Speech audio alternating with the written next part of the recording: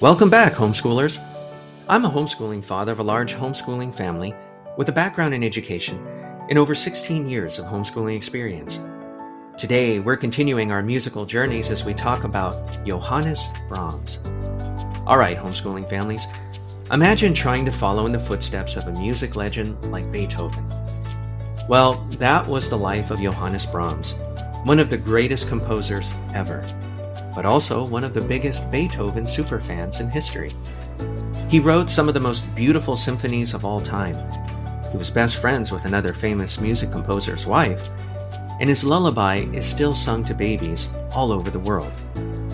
So, who was Brahms? Why was he so obsessed with Beethoven? And how did he go from being a shy musician in Germany to one of the biggest names in classical music? Stick around, because today on Homeschooling for the Whole Family, we're diving into the life of Johannes Brahms, the Beethoven superfan who became a legend. Alright, so let's rewind to 1833 in Hamburg, Germany.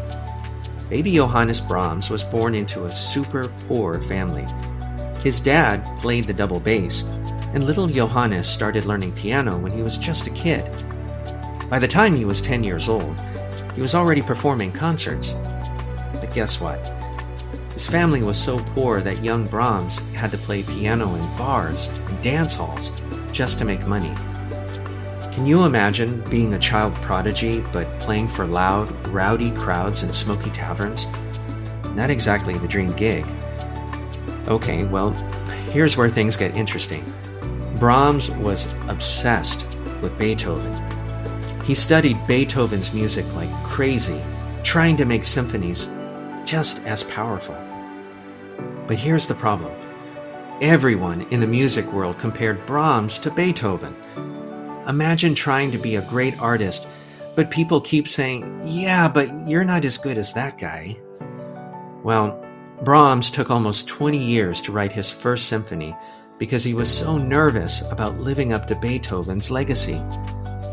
Brahms wasn't just a musical genius, he was also part of one of the most dramatic friendships in musical history. Enter Robert and Clara Schumann, a famous musician couple. Robert was a brilliant composer, and Clara was an incredible pianist. When young Brahms met the Schumanns, Robert said, "This guy is the future of music." And he also helped him launch his career. But then, Robert had a mental breakdown and had to be hospitalized. Brahms, being the good friend he was, spent a lot of time helping Clara. People started wondering, is something going on between them? Historians still debate whether they were just close friends or if there was something more. But either way, Clara became one of Brahms' biggest supporters. Alright, homeschooling families.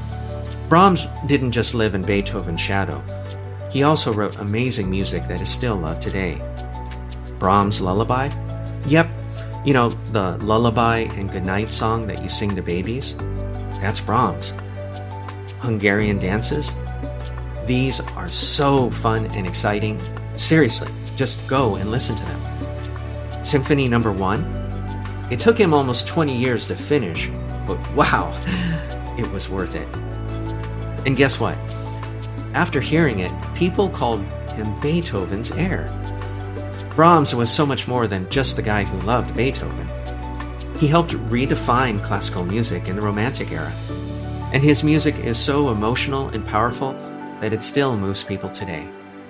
Even modern musicians study his epic harmonies and melodies. And get this, when Brahms passed away in 1897, he left behind some of the most legendary music ever written. Alright, homeschooling families, what do you think about Brahms? Could you imagine taking 20 years to finish a project just because you wanted it to be perfect? Drop a comment below with your favorite classical music piece, or if you've ever heard Brahms' lullaby. And if you love learning about amazing musicians, please like, subscribe, and hit that bell so you never miss another homeschooling adventure. Until next time, stay curious, keep learning, and maybe listen to some Brahms today.